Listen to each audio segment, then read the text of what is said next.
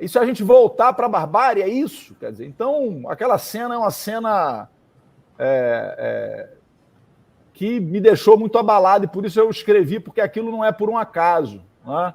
Quer dizer, aquilo foi produto de uma lógica construída no Brasil nos últimos anos, onde tudo é aceitável, quer dizer, onde vale a lei do mais forte.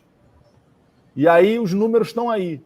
Saímos de 117 mil para 813 mil CACs.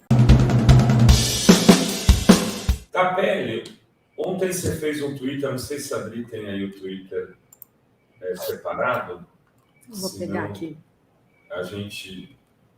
Eu posso entrar aqui, onde de alguma maneira se atribui a responsabilidade pelo que aconteceu em Sinop à liderança tóxica do Bolsonaro, a liderança tóxica do Bolsonaro.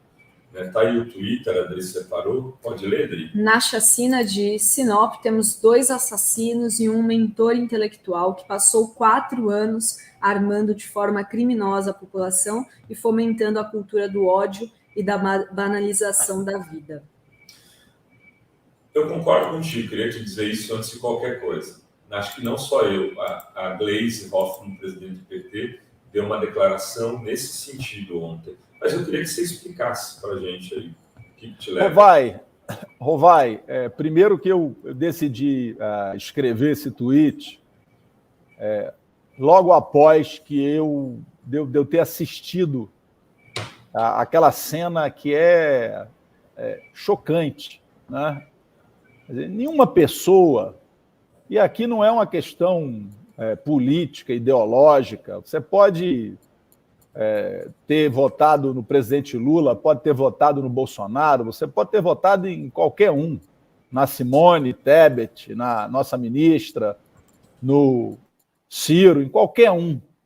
Mas aquela cena é um negócio inaceitável, né? Qualquer pessoa que tem um mínimo de sensibilidade fica chocada e revoltada com aquela cena bárbara.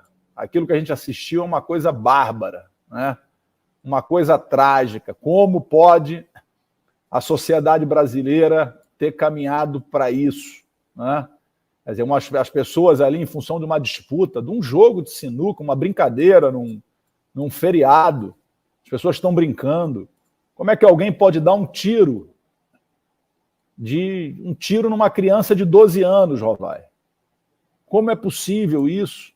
Por causa de uma disputa num jogo de sinuca, quer dizer, aquilo ali o extermínio da nossa humanidade, é um negócio inaceitável, bárbaro. Então, fiquei muito chocado quando vi aquilo. E fiquei refletindo, né? Quer dizer, por que as pessoas, o que levou a isso? E os números, Rovai, são muito impressionantes. Né? Vou te dar alguns números. A gente tinha, no Brasil, em 2018, 117 mil pessoas em CACs. Né? Os clubes aí de colecionadores, atiradores e caçadores. São pessoas que passaram a ter armas. Vou repetir, em 2018, 117 mil pessoas. Em 2022, Dri, esse número saiu de 117 mil para 813 mil pessoas. Pessoas armadas. É impressionante. Nós tínhamos, em 2018, pouco mais de 1 milhão de armas de uso particular no Brasil. Nós chegamos, em 2022, com mais de 3 milhões de armas de uso particular no Brasil. Então, isso não foi... Essas coisas não são... As coisas não acontecem por acidente. Quer dizer, isso foi uma política organizada no Brasil de armar parcela da população, do liberou geral nas armas, e com absurdos para todo lado. Quer dizer, CACs, clubes de tiro funcionando 24 horas, como assim? Isso aí é um subterfúgio para justificar que pessoas, alegando que estão indo para esses clubes, possam andar armadas nas ruas 24 horas também, alegando que estão em trânsito para esses clubes. Quer dizer. Então, essa é uma política que é a política da barbárie, porque todos os estudos internacionais, todos, e aí aqui não é querer ideologizar, todos os estudos internacionais demonstram que quanto mais arma, mais violência, quanto mais arma, mais tragédia. A arma não resolve nada em lugar nenhum do mundo. Então, eu fiquei absolutamente indignado com aquilo que a gente assistiu, aquela cena inaceitável, aquilo é a barbárie, né? Uma pessoa vai no carro, pega uma espingarda, uma escopeta e simplesmente mata 7 pessoas. Quer dizer, uma criança de 12 anos, o que é que essa criança... Como assim? Quer dizer, eu tenho uma filha de 12 anos, eu tenho um filho de 8 anos, eu fiquei naquele momento pensando nos meus filhos. Aquilo é uma coisa bárbara, inaceitável, produto de uma cultura que foi construída no Brasil nos últimos 4 anos. Uma cultura onde se promoveu a lógica da lei do mais forte, do vale tudo. Isso é absolutamente a barbárie. É anticivilizatório, é rasgar a nossa Constituição. Quer dizer, isso é contra qualquer norma mínima de convivência numa sociedade moderna. E se a gente voltar para a barbárie, é isso. Quer dizer, então, aquela cena é uma cena que me deixou muito abalado, e por isso eu escrevi, porque aquilo não é por um acaso. Né? Quer dizer, aquilo foi produto de uma lógica construída no Brasil nos últimos anos, onde tudo é aceitável, quer dizer, onde vale a lei do mais forte. E aí os números estão aí. Saímos de 117 mil para 813 mil CACs. É quase 4 vezes o efetivo do Exército Brasileiro. Isso é inaceitável. Quer dizer, são exércitos armados nas ruas do Brasil. Por isso o presidente Lula, no primeiro dia do seu governo, editou o decreto revogando todas essas normas, suspendendo novos registros, iniciando o processo de recadastramento de todas essas armas e, no próprio decreto, foi instaurada uma comissão, um grupo de trabalho, que nos próximos dias vai apresentar uma proposta de novo marco para toda a legislação que envolve a questão das armas e desses clubes no Brasil. Não é possível que a gente tenha uma sociedade armada, a cultura de banalização da vida. Isso é inaceitável. Isso é o Brasil andar para trás.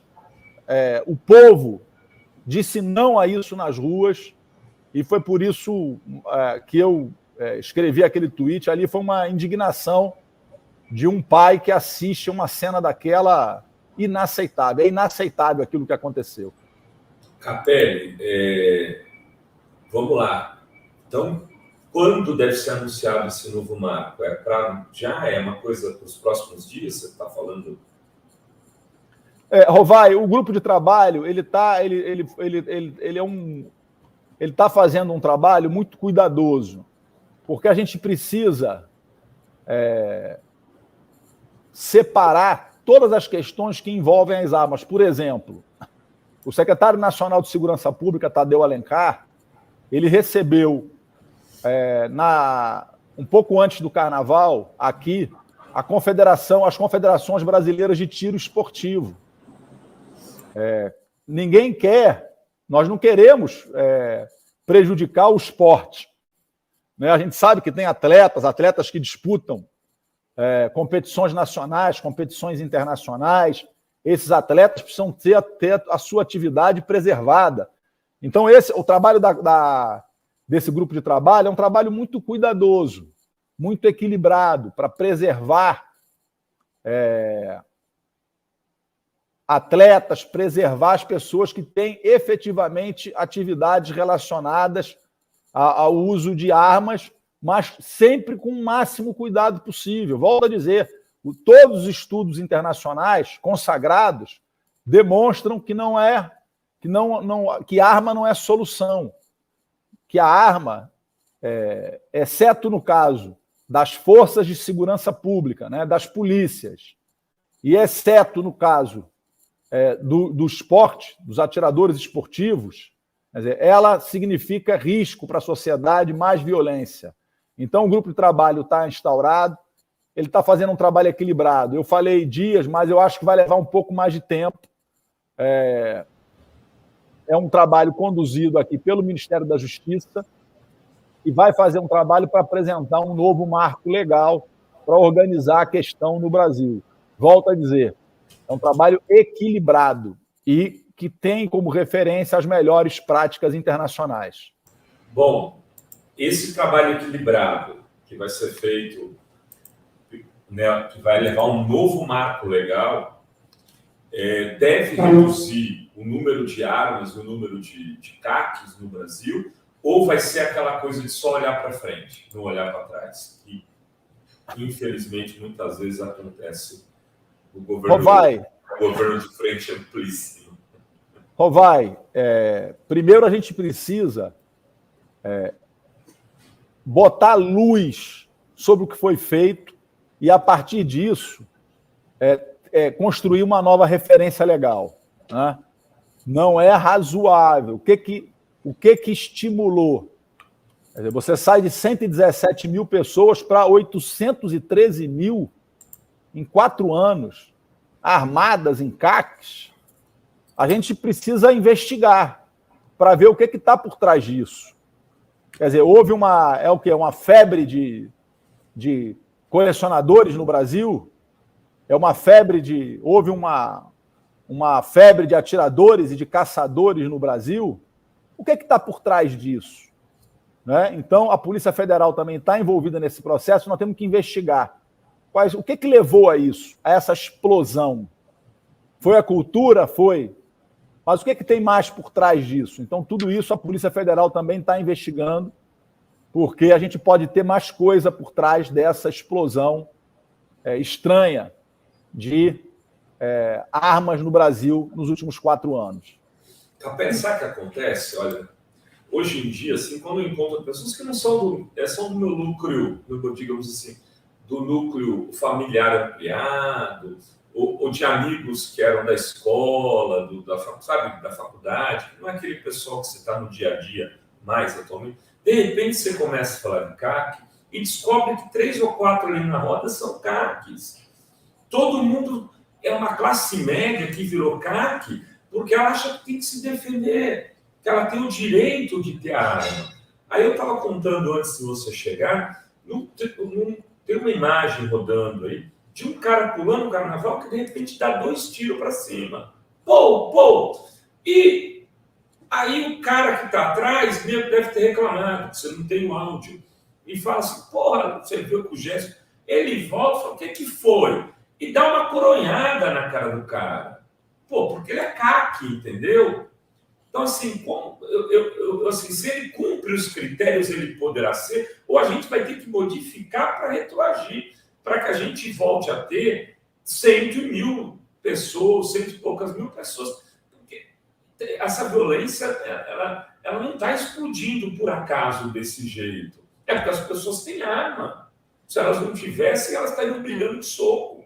Exato, então, cara, não ia matar certo. Cara, de não ter um negócio que acabe. Assim, na minha cabeça, eu estou fazendo um desabafo aqui, que eu acho que é um desabafo de muita gente. Na minha cabeça, tinha que fechar 80% desses CACs. Tinha que tirar 80% dessas armas.